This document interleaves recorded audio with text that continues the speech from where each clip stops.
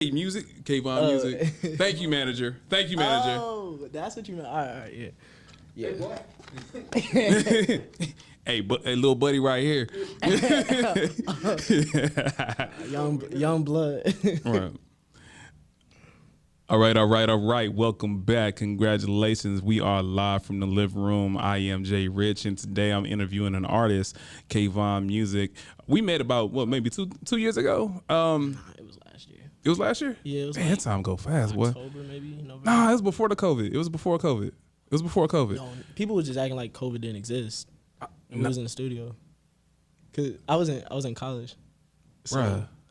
Okay.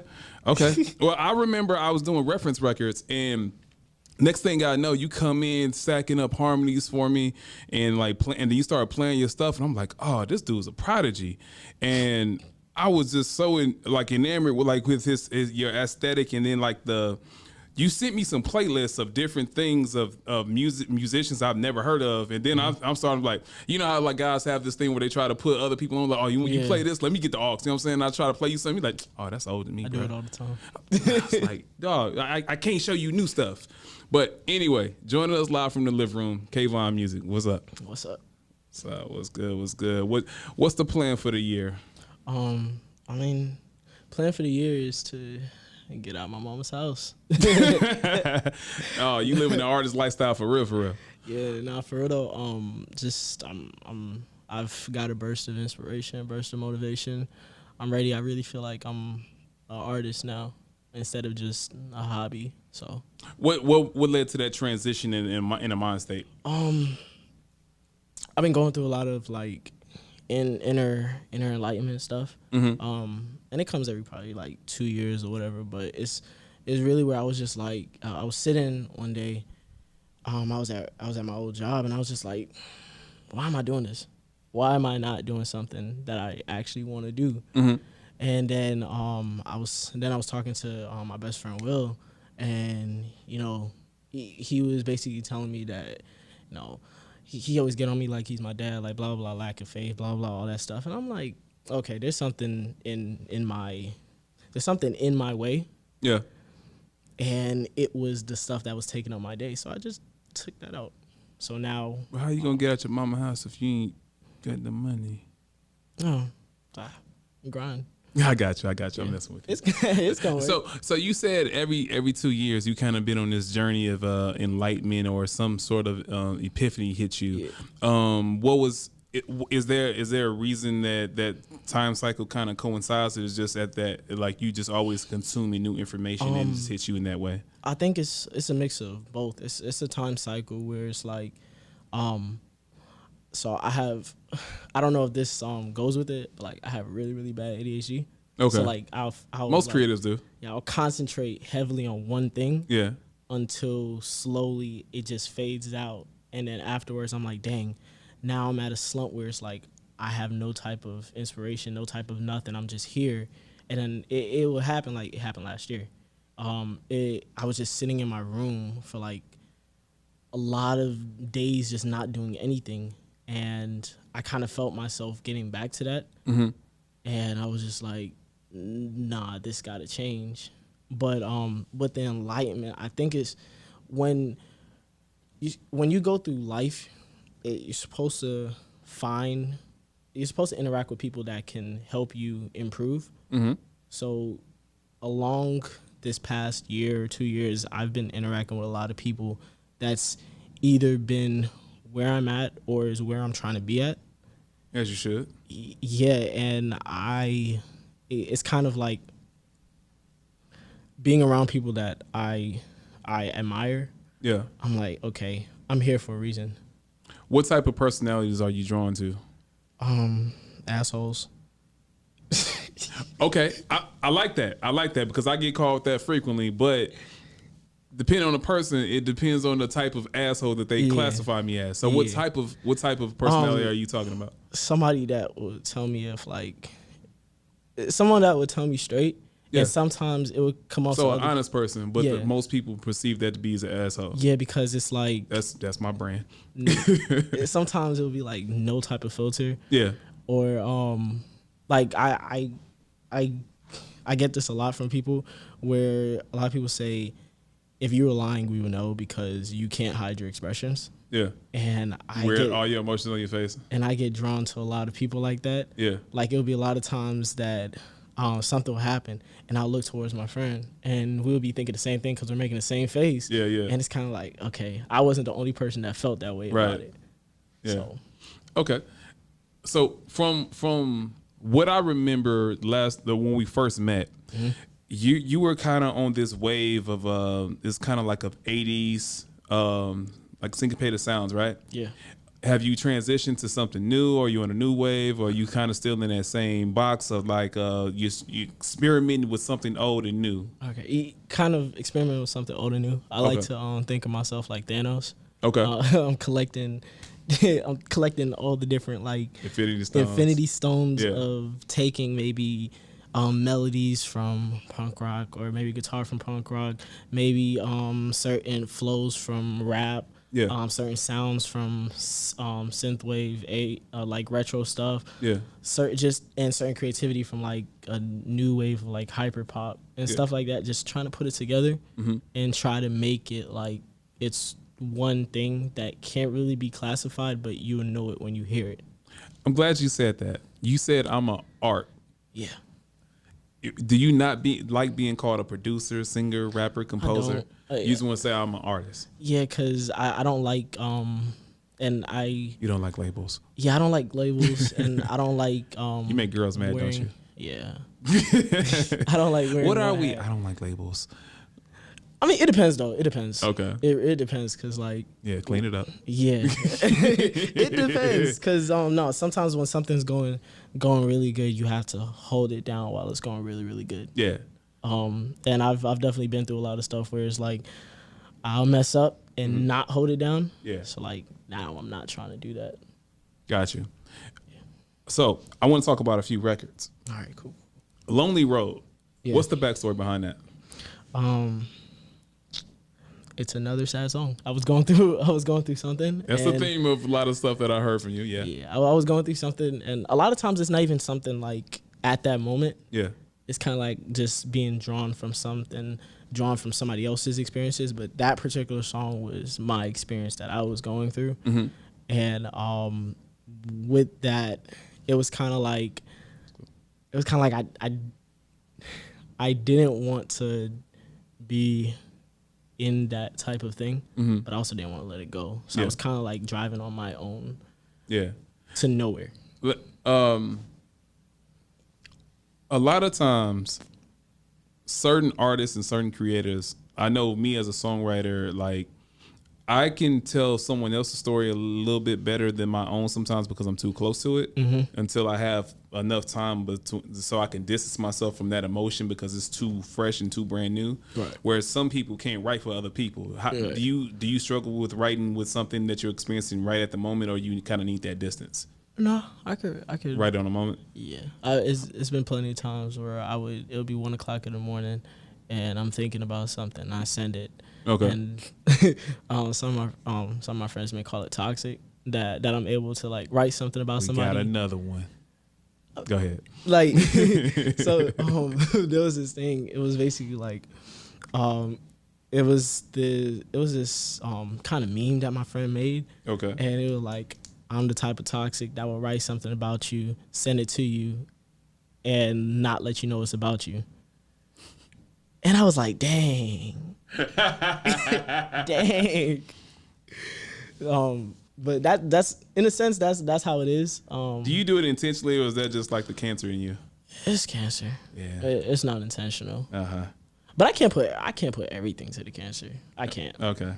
It's definitely, I mean, it's definitely from the music I grew up listening to. Influences kind of like, dang, I'm used to hearing people exposing the emotions, so that's really all I've done. A lot of times creators, more so singers, they have this thing where they become serial daters for research. And a lot of times they don't know that they're doing it, but subconsciously they date for the sake of their art. And then it's like whatever wave that they're on with that particular person or whatever part of their life that they're on, they kind of just collect all these memories like they're A&R their life via their girlfriends. Do you do that? Not no more. Anymore? Not anymore, no. What's her name? The new girl. Yeah, he's trying to clean it up. Yeah. Nah, I don't do that anymore. I got to the stage of my writing experience to where I can just off rip come up with, like, there'll be times now that I may write a heartbreak song, but I'm not in a heartbreak. Yeah, I just can do it. Yeah, I can just do it. All right, so there seems to be a theme with a lot of your music. I noticed there are a lot of lonely roads, late night drives, and it seems like, I don't know why, like I can be in a well lit room, and it's like every time I listen to your music, I'm like, why is it nighttime with stars up? What does that come from? Like, are you a night person? In my mind, okay, I go to in my mind because, like, once I'm by myself, I'll go to sleep. But in my mind, yeah, I'm very nocturnal. Okay. My mind is always running, so I'll get up at like 1, 2 o'clock in the morning, have a whole song ready. Yeah, that's just your time of the hour in which that's your most creative, your peak creative. Yes, from like 1 to 8 in a.m. After 8 a.m., I'm kind of just bleh. Yeah. I have to be forced to do something. But a lot of times I would write, like, Lonely Road. I wrote Lonely Road at like 7 o'clock I recorded at like 7 o'clock in the morning. Yeah. Everybody was asleep. But I was doing it. My mom got married, but it was cool. Nostalgia 85. There's a lot of mentioning of let's run away. What are you trying to run away from in your music? In a sense, I'm trying to run away from me. That's an artistic answer right there. Why are you trying to run from yourself? I was scared. What are you scared of? I was scared of fully embracing the whole thing of not being like other people. For a long time. Are you scared of your individuality? Yeah, for a long time I was. I'm not that much anymore. What helped you accept yourself? The lame answer is TV shows. That's a lame answer? That's unique, answer. but why in TV shows? Because you have so many different creative outlets and then so many stories being told? Yes. Okay. But the real deep answer to me will probably be a lot of artists, a lot of other people. Yeah. Just seeing other people. I go on Instagram, look at a whole bunch of different pages. Just seeing what is going on outside, because a lot of times I don't pay attention to what's going on. Yeah. Only because I'm always stuck up here. Mentally. Yeah, I'm always stuck up here. Yeah. So sometimes I have to tell myself I have to go on social media. I have to look at this. I have to look at the BS that's going on, but I also have to look at the good stuff that's going on. And that in that particular song, Nostalgia, of 85, is that the girl that you're talking to, it sounds like you want to get stuck in that moment and that you've cultivated, you guys found yourself in. Is that a person that you're talking to, or is that something that came from your creativity? Okay, so with that song specifically, it wasn't necessarily about a girl. Okay. It was about a feeling. Like it was the idea of the girl. Got you. Okay. So I don't remember the lyrics, but if I can remember, so there's a line you said. You said, "I never break your heart again," and I was gonna ask you if you got caught cheating, but in the way you, is that a yes? No. I don't get caught. I don't cheat. Oh, okay. Black men don't cheat. All right, so in that song, in the line you said, "I never break your heart again." So you said that, and that meant what? Because if you're not talking about an actual girl, I would never. I've always with a lot of different relationships and a lot of different experiences, because not even just relationships, just like it could be flings, just a lot of different situations, I will somehow find myself leading to the point where it's like I either get too invested or I completely cut off. Okay. And emotionally? Yeah. And Okay. a lot of times it's I just don't want to be here no more. And is that indicative of the person that you're talking to at the time, or just something that like you emotionally you just check out? It's just me. Emotionally I'll check out. Sucks for her, huh? Yeah, so that was really the heartbreaking part. But I've been learning to be like, cause I will always do stuff for the person. Yeah. But not necessarily be there for the person. I would do stuff, but I think we just found the reason why women hate men. Yeah. But now I'm not. Just enough to make you love me, but I'm never gonna be there. But now I'm not on that. I've definitely been learning. I've been learning. Did you learn from a particular experience, or was this something like that? I guess you had older people influence you, or just you saw the carnage that you left behind? Well, I saw the carnage of other people. I saw that I was doing the same thing that other people were doing. Yeah. That's particularly close to me, and I was like, okay, I'm gonna just check that off of not to do. And then I took some time to not be in a relationship, not talking to people, and just had to like self-loathe in that. Ooh. You hated yourself? Not really hating myself. I just didn't like my representation. Is a very particular brand of hate. I didn't like the representation of myself that I was putting out. Okay. How long did it take you to love yourself again? It took a cool year. Yeah? I can tell you it was from like 2019 to 2020. It took a cool year. Nice. Okay. Yeah. What did you do to heal yourself or better yourself? I was about to make another like deep reference, but I started really just be you, bro. Just be I started you. really breathing. Like I started really thinking outside, going outside, being around people. I never was a person to like really party. I was never a person to really like be around a whole lot of people for a long time. Yeah. But that particular year, I was kind of like, I'm just gonna do it. I'm just gonna do it. I'm gonna go out. I dyed my hair. I did a whole bunch of stuff. Yeah. So I just and it's funny because when I came home, my mom was like, and I was like, what? And she was just like, you changed so much since you left to go to college. Yeah. I was like, I didn't change the way I am. I just found out who I am. Nice. So that was that part of you that left from high school to college. Mm-hmm. What parts of yourself and your upbringing was your upbringing that had you kind of sheltered, or you kind of just stayed in your bubble because of your parents' installation? What was that? It was the death of my brother. Mm-hmm. It was kind of something that I had put on myself because of the situation of how he died. Yeah. It was kind of like I didn't like opening up to new people. Okay. Because I felt like the moment I start opening up and I start telling stuff, and it's a run-on joke with a lot of my friends from college. They always say I always have a story for something. Yeah. And it's honestly true. Within the 21 years I've been alive, I've seen a lot. Mm-hmm. And I may not have seen a lot as most, but I've seen enough to connect with almost everybody that I'm around. Okay.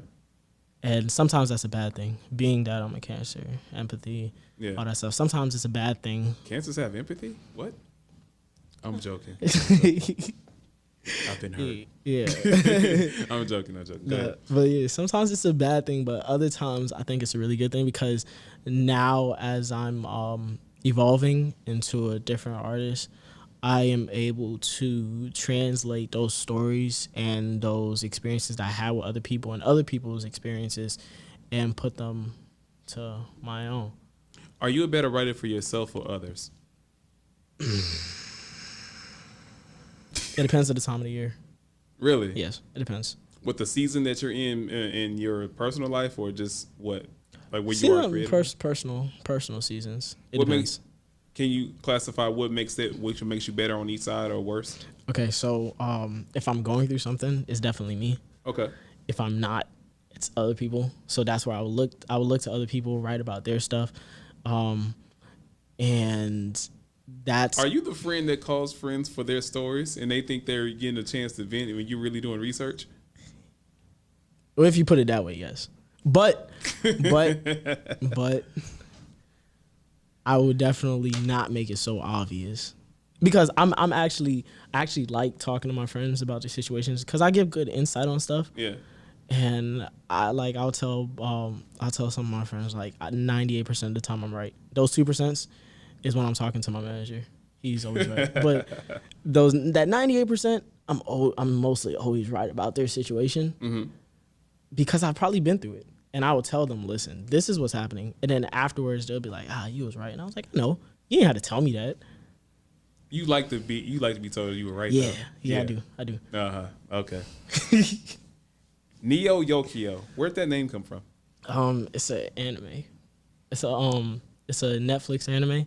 Okay. Which a lot of people will say is not really anime. Why not? Because a lot of people like doesn't follow rules or something. Yeah, the real hard like anime watchers will say that's not anime because it's not subtitled. It's not Japanese original, but it's stylistically it's an American anime, and it's if I'm not mistaken, it was inspired by the story was a story that has something to do with Jaden Smith.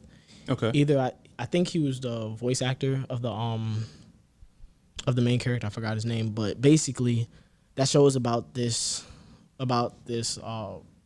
city that's kind of like New York and Tokyo, Paris, all those big cities together. Okay. And that's where Neo Yokio came from. This New York, Tokyo. And nice. Okay, that's dope. And with that, it's a city that's like in that universe. It's the highest on fashion, the highest on entertainment, all that stuff.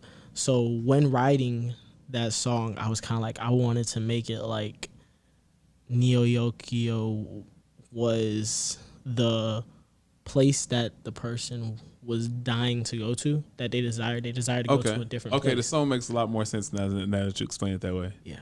Okay. Because I was fully prepared to ask you about your love for the nightlife, but you just basically told me you cultivated a character in your mind going to this place, and I guess you're trying to get a girl to say, hey, let's go to this place? Well, it was the girl trying to get the guy to go to his place. Okay. So it's basically, and it's like everything after that song is the guy changing his view on everything. And I like to think of my music as like stories and movies and everything coming together. Like there's a very big cinematic element to your music. Yeah, I like to think that you can put it into to a movie, and I got that from Good Kid, Mad City. Okay. Where they were always talking. It's like about, an audio movie, yeah. Yeah, they were always talking about, this needs to become a movie, and that's one of my favorite albums. So I was kind of like, in Views. Views is one of my favorite albums. Yeah. So I was kind of like, I want to make my music be able to transform into a TV show or a movie or something, or the ideas of it. Okay. So that's one of my personal favorite songs. So with the way that you cultivate stories and characters in your music, if they're not directly tied to you personally, do you have an alter ego of sorts, like how Nicki Minaj or T.I. has at times? Yeah, I have a couple of them. You have a couple? Yeah. Would you like to introduce them to the people? Okay, so it's Popstar Vaughn. Oh, this guy got a roster. Yeah, there's Rocket Boy. Samurai Kai. Hold on, let me write these names down. Popstar. Okay, Popstar. You said Rocket Boy? Yes, Rocket Boy. Okay. There's Samurai Kai. Samurai Kai. And then there's El Cohete. Wait, who is that? Matter of fact, just tell us who that is and where did that guy come from. Okay, so probably like last year? No, late 2019. I got exposed to, which I've always listened. You know, I'm Jamaican, Caribbean. I've always listened to like Afrobeat, Afro-Caribbean music, and a little bit of reggaeton. Okay. But I got really introduced to it and really like started getting into that, and I was kind of like, dang, it would be dope if like I just made a whole character of where he's like just only reggaeton. So that's where El Cohete came from. So do you put name, like you put these pseudonyms out or like as their own personalities online or something? No, I put it out as like which I thought about that once. Okay. But I've done it as kind of like a inside joke to whoever understands it. Not necessarily this is a different person, but this is a different mind. Okay. And which El Cohete means the rocket in Spanish. So you got rocket twice. Yeah. All right. Explain the samurai. Okay, so Samurai Kai. I love kung fu movies. Did martial arts for like a really long time. I love all of that, and because of me loving anime, I was kind of like, it would be cool to make my own character, and I always wanted to do like YouTube videos of Samurai Kai, of him being like this black kung fu samurai dude, like blue. Like, are you trained with weapons or more hand to hand? Both. What weapons in particular? Bow staff. I hate nunchucks. Bow staff. I slapped myself so many times with nunchucks. I learned archery when I was in the YMCA and kenjutsu. Okay. What's the last time you handled the weapons for display of skill? I don't remember. I really don't. Well, yeah, I don't remember.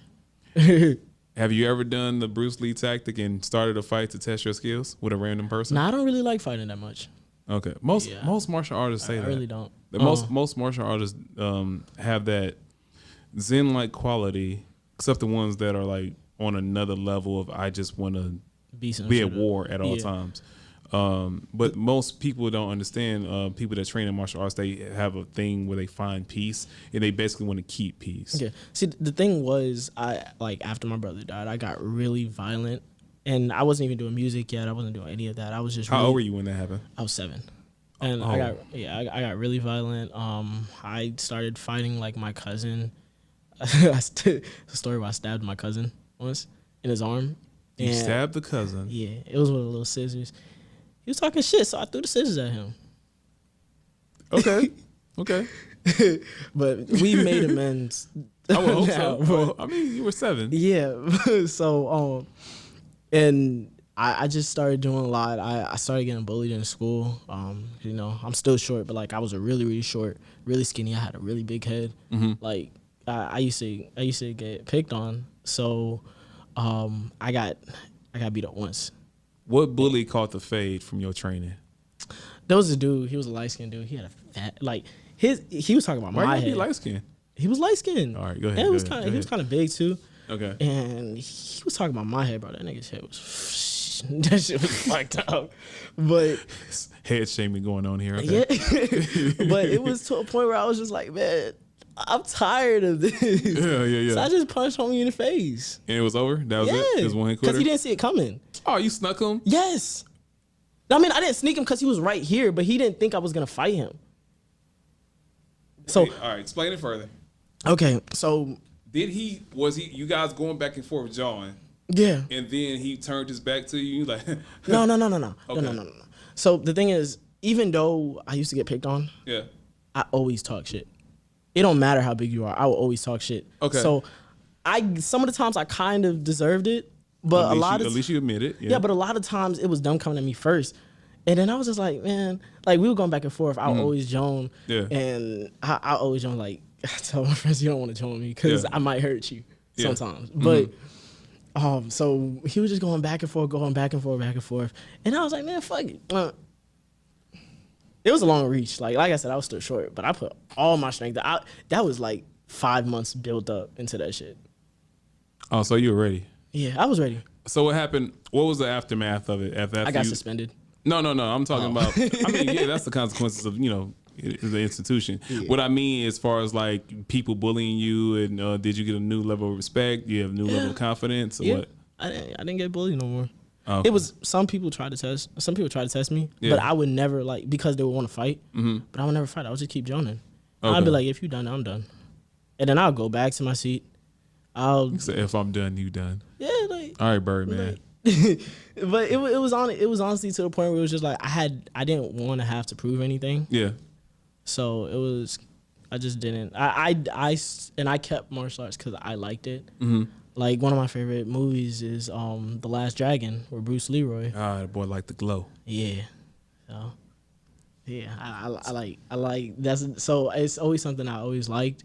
So it wasn't necessarily that I started because I was getting bullied. He gonna write a song called Vanity 6. Watch. It's gonna be featuring Rocket Boy. but with Samurai Kai, like how Elko with that, he's more of like he'll do the bilingual stuff. Mm-hmm. Cause like I speak a little bit of Spanish and Creole, so sometimes I'll just mix and mingle. Mix it in there. But Samurai Kai, he's more of a rapper. Mm-hmm. And I don't rap a lot. Yeah. But like I like rap. And you have a lot of crossover of melodic rap cadence with your singing. Yeah. And I would probably compare it mostly to like, well, maybe what Chris Brown does when he kind of chops it up. But you have the energy that it's like even if you're sitting still, you can just feel the energy like coming off of you, like you're inside, you're running. Mm-hmm. And I think he has the same type of energy. It was like you guys are always on go, and then it's like when you speak, it's like, all right, now I got to get all these words in, type of thing. Yeah. So like a lot of times, I'm accurate with that. So when I would write, a lot of times I don't really write. I'll just see I'll know what I want to talk about. Sometimes all I'll write is probably the hook. Okay. And then the verses will come out. Yeah. I have to do different takes and stuff. I'm not a one take person, but it will just come together. I'll build it after the verse. But a lot of times when I do write, I'll write more than what I thought I can fit in my out. Like sometimes my head is like Twister and my mouth is like Chief Keef sometimes. I can't sometimes it just doesn't come out. But so I would like a lot of times instead of saying the, I'll do duh or something, just enough to where my tongue palate doesn't go all over the place. I can still get enough out. And when I write too much, that's when I have to go back and I'm like, I like what I wrote, so let me just switch up the flow of how I said it. Okay. And that's where sometimes those faster flows come through. Pop star. Mm-hmm. Explain him. He's a pop star. He does more of the pop stuff. I hear more of that. I guess that's kind of what you've been at the forefront with. Yeah. Okay. Yeah. Lately with that, he in the group of rappers, trappers, all that, he's the pop. Okay. Where does that come from? I like pop. I mean, what artists in particular? And I know that you bounce around with different decades and time periods. So is there a person or a group or? I like Michael Jackson, of course, my greatest influence. Michael Jackson, Kanye West. Even though Kanye West rapper, but with the whole pop sound, he influenced a lot. Yeah, and a lot of people don't like talking about it. But after 808s and Heartbreaks, not only did rap change, but a lot of pop changed. After 808s, you said? Yeah, they started getting into more 808 stuff like Lloyd Royals. Mm-hmm. That song, that probably wouldn't have came out. That was so melancholy, so like it was so 808. It was 808 driven. It probably wouldn't have came out, or it would have came out later on. But Kanye, this band in 1975, I love them. This guy named Lauv, Charlie Puth, The Weeknd. Yeah, I see a lot of Weeknd in your aesthetic as well, like with your cinematic formulation of how you put together records, and how I see Nighttime whenever I'm listening to stuff. It's like It's like it was like I'm watching the 80s or 90s video game, and it's like the nighttime setting. It's like that 16-bit and just go driving up. Yeah. Right. You see, you know what I'm talking about. And that's I get a lot of that from you. So stylistically, in the short time I've known you, I've seen you go with so many different looks, and it seems like it's either you change your mind about your look very quickly, or you just doing a lot of experimenting. Which one is it? Experimenting. Okay. But sometimes it is me just changing. Sometimes I'll wake up and be like, I kind of want to just make a whole guitar project. And then afterwards, when I'm doing, I'm like, you know what? Let's go back to this, but let's influence that from that and put it together. All right. So it's a lot of experimenting. So what I'll do is I'll go far left or far right so that I can bring it back to the center. What's far right to you? Far right would be... Stereotypes? I wouldn't say necessarily stereotypes, but far right would be like... If far left is experiment, far right will be the... I don't want to say watered down, but the mainstream. Yeah, that's what. Yes, yeah. With the trendy stuff. Yeah, everything is trendy. So when you go into the mindset of like going to pick up different aesthetics or different looks, and let's say you put together an outfit with jewelry first or accessories, are you going in looking at things, or are you just like, I'm gonna try on the pearls with this cross and then some something to dress my hair? Like, where does that come from? I'll just go in there. Look, I like matching accents. Okay. I find like red can go with a lot of things. Yeah. Red can go with brown. Red can go with unless you're in Cali. Yeah, unless you're in Cali. But sometimes red could go with brown. Red could go with purple. Red could go with anything. Yeah. So like, sometimes I like having like, maybe I'll do something where I have a purple shirt or purple anything on, some regular like jeans, blue, dark blue, light blue, don't really matter. Yeah. And then I'll just say, okay, regular white shoes. And then let's just put the red hat on, just to let it pop. So that a lot of times, what I see from a lot of people, that their shoes would be their focal point. Yeah. To me, I like having the maybe like the cross-earring, the ring, the pearls, or even the hat be the focal point. Yeah. It like the little things. When did you first start wearing pearls? Like a couple months ago. Where did you get them from first? I got it from Instagram. I saw people wearing it. I was like, oh, that's kind of nice. That's kind of different. People are gonna think of me differently, so I'm like, let's do it. Have you had the actual talk, or someone said something yet, or just my stepdad? What do you say? He was like, "You in Paris?" Because I liked it, and then he was just like, "Okay." He said the same thing. Yeah, he said the same thing when I got my ear pierced. He's like, "Why?" And I'm like, "If I don't like it, I'll just take it off." Yeah, So, do you do it for the look, or do you do it just for basically, this is where I'm at right now? Where I'm at, it's for the confidence. Okay. If are we tiptoeing towards face tattoo territory? No. but if I ever did, it would probably 2 years from now. It would be something like so small, like right here, like a little lightning bolt or something. And it's that specific. So you already thought about it? Yeah, it's that specific. Okay. I've joked with it, but I don't think I'll do it. How many tats do you have? I have 3.5. One of them was unfinished. What happened? The bando got kicked in? What you mean? I was high. I'm gonna be honest. Okay. You tapped out? Yeah, it was and what happened was I didn't think it through when I was doing it, and I was like, actually, that sounds like somebody else high. This probably would be better somewhere else. Yeah. What was the start of? It was my brother's birthday. Okay. January 15th, 2005. That's wild. I know like 4 people at this point that have that same exact birthday. Really? Yeah. So weird. Yeah, go ahead. Yeah, so I ended up getting it like right. I ended up getting it right here instead. So you did get it finished. You just didn't. Okay. So now it's kind of on me twice. But the original one was right here. Yeah. And I was kind of like, I kind of want to do something else right here.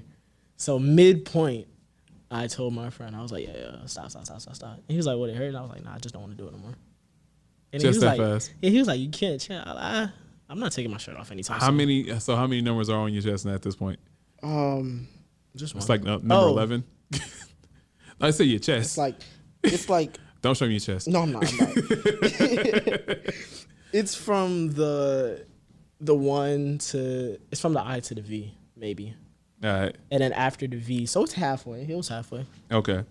I want to go back to something you touched on. You said you found yourself and you called it lame, but you said TV shows. Mm-hmm. What TV shows in particular helped you find yourself? Or your individuality, rather. A lot of people. I saw on the internet a lot of people didn't like the show. What's that? 13 Reasons Why. I love what was the show about? It was about suicide, right? Yeah. Okay.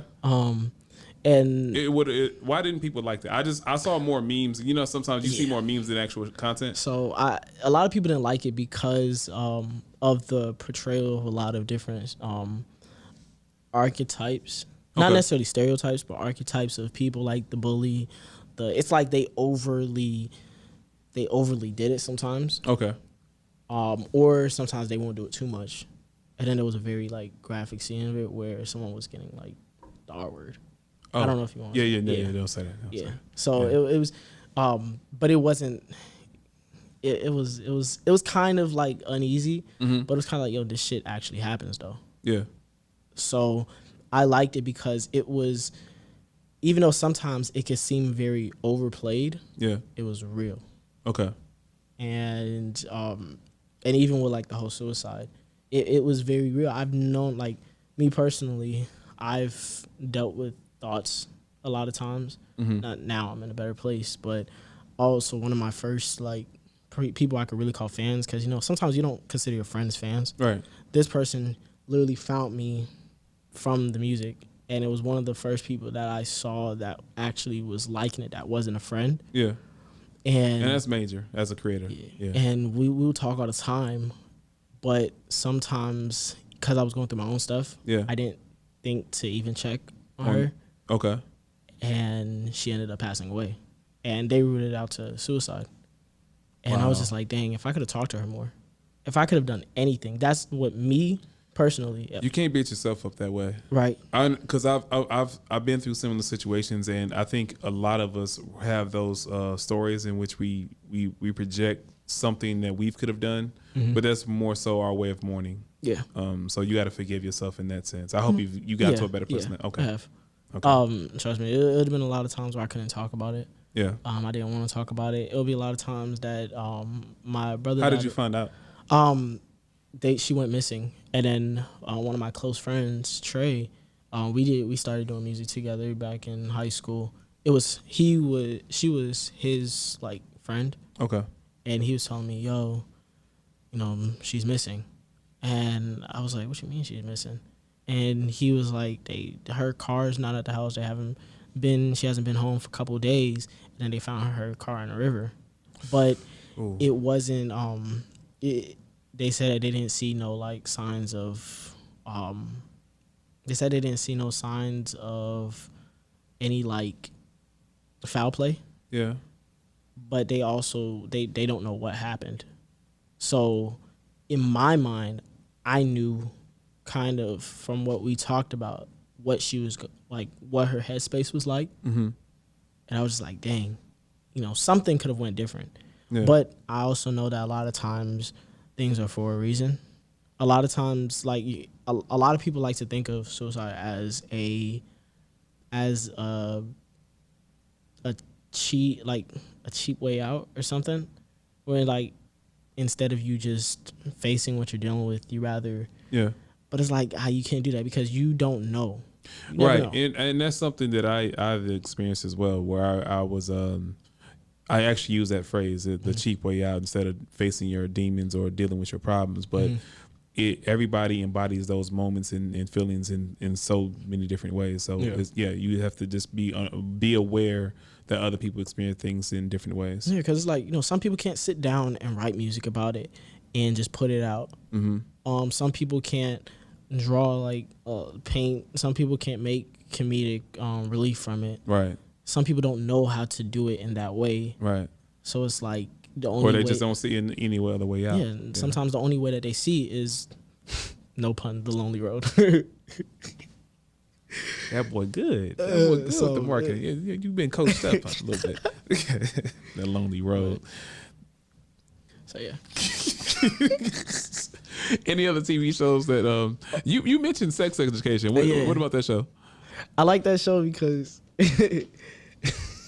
no, I like the show. Funny. I like the show too. It is funny and it's quirky because you're talking about high school angst and like this the contrast and of the coming of age and or different lifestyles and stuff. Yeah, that's my thing. The angst, the coming of age. Like, I feel like I'm in that area of like, dang, I'm an adult now, but it's like I'm still a kid in a transition phase. So it's kind of like some stuff that older people would tell me, like, man, you dealing with that?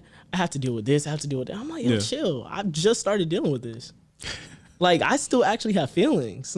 I still actually have feelings. So you talking to me about, like, I'm over here trying to chase something that is, to a lot of people, not that easy to chase. And meaning chase what your dream? Yeah. Okay. A lot of people, there are three people in life: dreamers, doers, and non-believers. What YouTube video you get that from? I got it from me. There are dreamers, people that dream about stuff. Yeah. Then there's people that say, fuck it, I'm gonna do it. Mm-hmm. And then there are people that's like, I don't know what you're talking about. I'm just here trying to live. Yeah.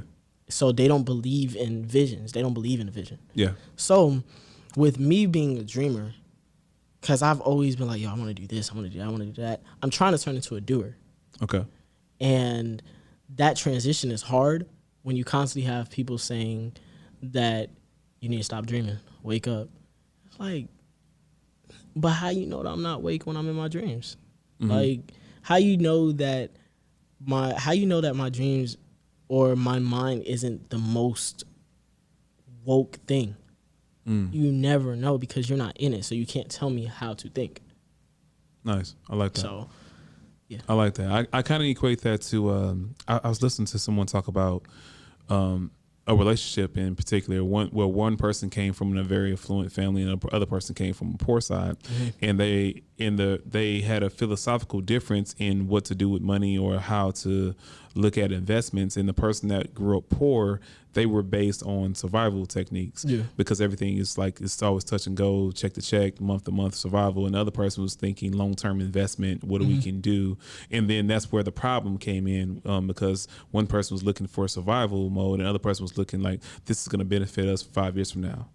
And that was the biggest part of the argument. And then even what you said between the doers and dreamers, and the people that just exist, the people that just exist are more built on survival because that's what they either relegate themselves to, or that's all they ever known, and that's what they accepted. So anything foreign to that is like, oh, you're weird. Yeah. And how often are you confronted with that? Now, not so often because the company you keep. Yeah, because the company, I'm more around people that's doing it or people that dream. Yeah. But as far as like closer people, like a lot of times it's family. Okay. Like not even family that really, I want to say family that don't matter, but like family that don't really contribute. Oh, you just trying to write yourself out. No, but like a lot of times it's not even family that directly contribute. Like your nuclear family? Yes. Okay. It's more of like extended. It's more of other people outside. Mm-hmm. And it's kind of like, yo, you don't even know me like that. Yeah. There's and what I was saying with the idea of somebody, they always go off the idea of what they think you are or what they think you should be. That's confusing, and it's such a hard thing to navigate because it's with their perception of you or what you should be. Yeah, and it was with like the whole transition, like finding myself and stuff. Yeah. It was really weird going to like a lot of my family because they will automatically think other things. Such as? Gay. Oh. Yeah. And then it's just like, what? Fail. but it's kind of like with that. Was it the hair color, the way you carry yourself in a sense? Okay. It was all that. Why? Because they want you to be more masculine. Or you don't consider yourself masculine? To their terms. Okay. To their terms. To me, I consider myself balanced. Okay. I'm balanced. Yeah. But to their terms, because and it's a different generation. Well, our generation, even with like with people being doers, you're able to. It's so much information out there that you're easily able to obtain from the phone, internet, all that stuff. Right. That you can move to a different country so easy. Yeah. And just start from there. Mm-hmm. And just have a whole different experience, which while back in the days, and I'm not hating on old people, because my manager say I be hating on old people, but I'm not hating on old people. I'm being serious with a lot of times they weren't able to do that. So with the people that's just existing, they don't know. Yeah. Like you don't know what you don't know. Right. Until you know it. Yeah. Or until somebody try to show you.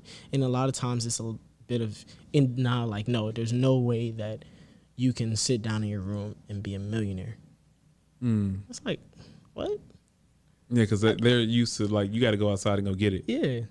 So it's kind of it's tricky, but when you have the people that are willing to take the chance and willing to understand. Yeah.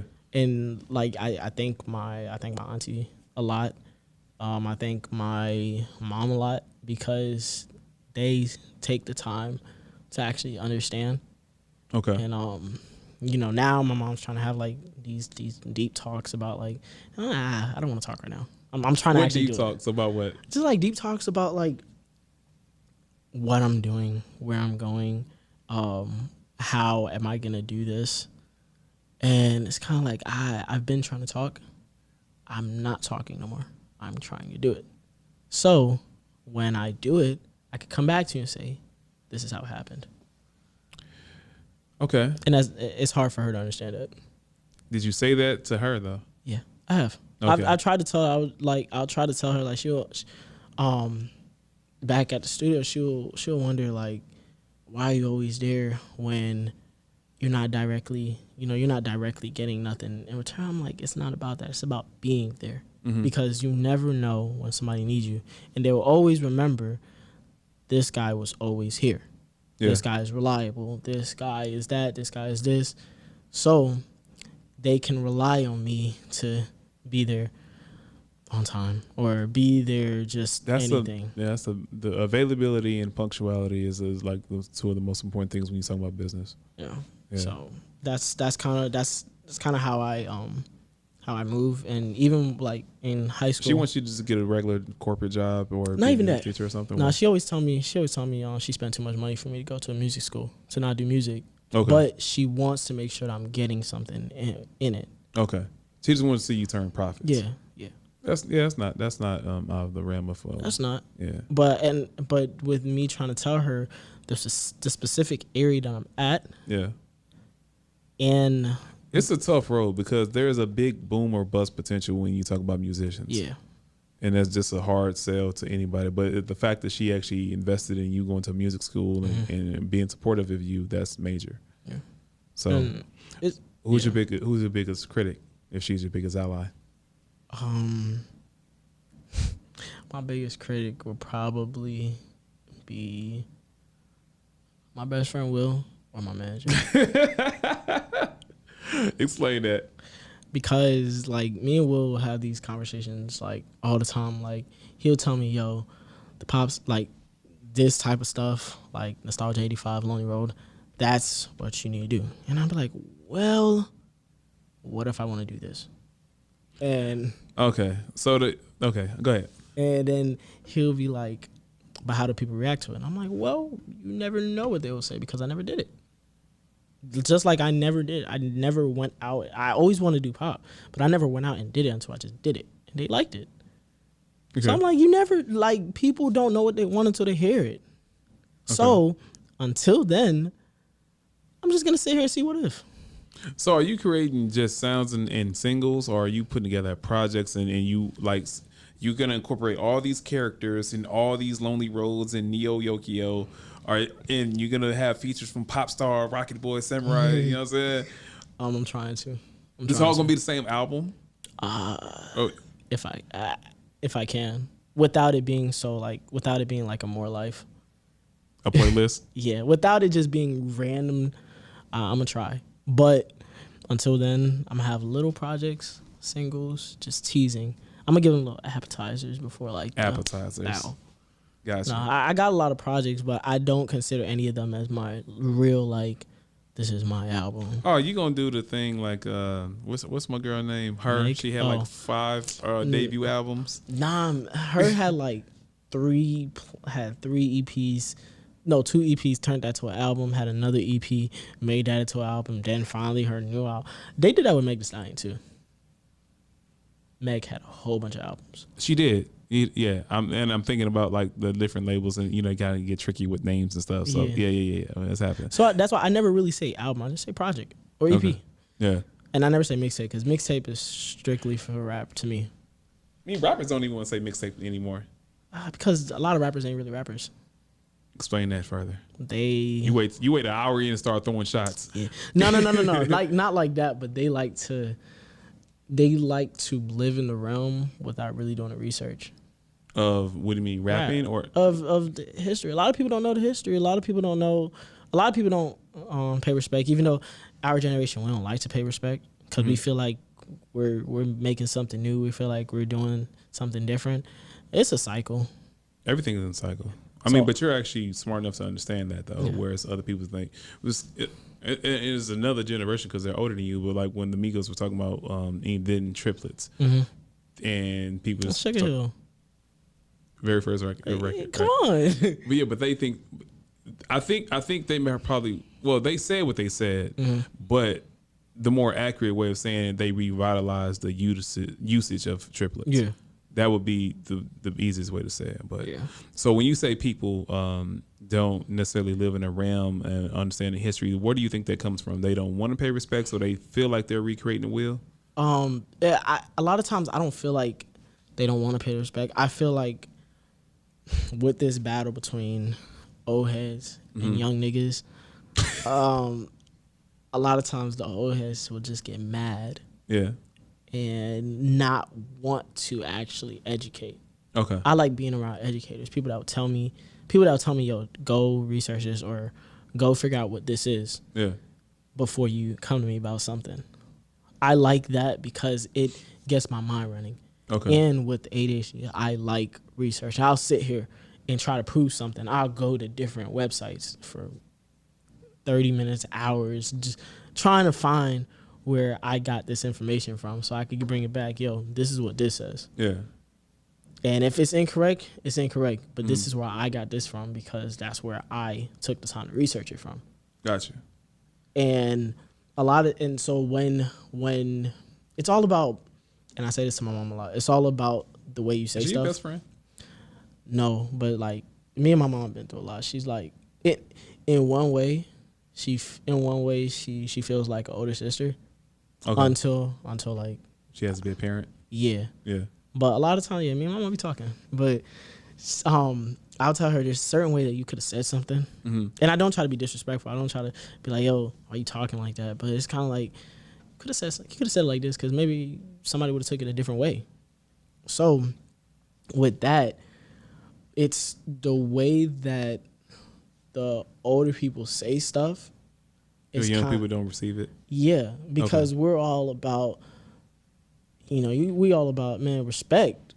But, like, respect is not just given.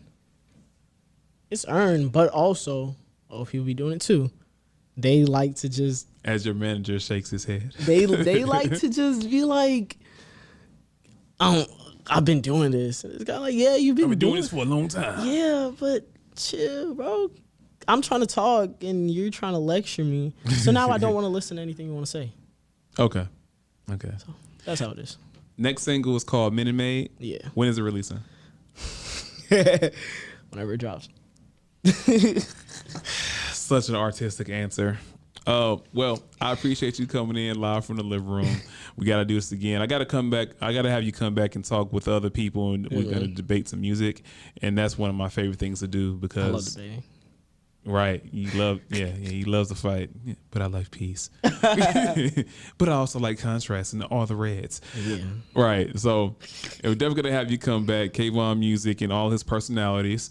It's a little sample of nostalgia of '85. Thanks. All right. You're a bad little baby and you know it. 'Cause you're not afraid to go and show it. You got high hopes, baby, you got more.